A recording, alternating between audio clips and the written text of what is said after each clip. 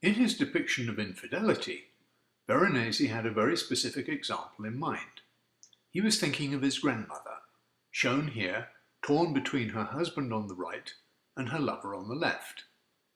Up on a branch top left, the artist signs his name. First, a V, lurking deceptively half in the shade and fractally confirmed by many little v's.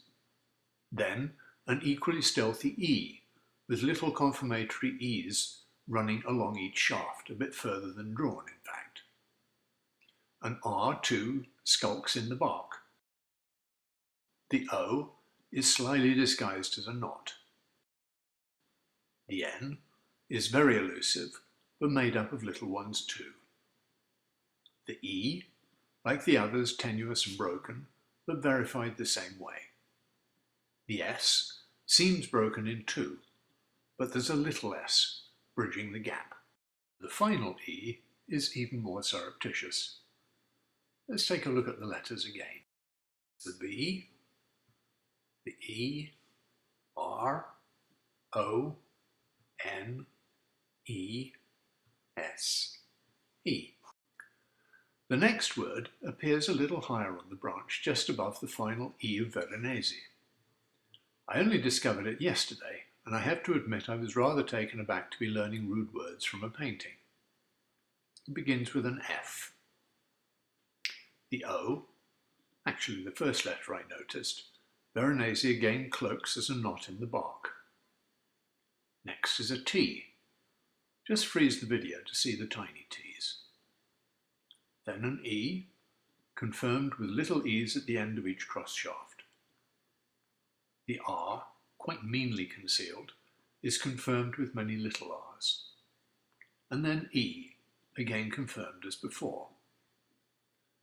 But wait, isn't the word fortere written with two T's? Yes, indeed, and here's the missing T. Looks like it was an afterthought for Veronese too. Fortere refers to the act of infidelity, the sexual part. In English, it's 4 letters, beginning with F. And lastly, we see what Veronese's grandfather on the right intended to do about his wife's affair. The word ominously begins with V, and it appears there several times. Following it, the faint shadow of an E. Pause the video again, rest your eye until your thalamus finds the right filters, and then it should emerge. Next is a furtive N. The word is not Veronese this time. The adjacent D is less evasive, and the word continues in wraith-like stealth to the end.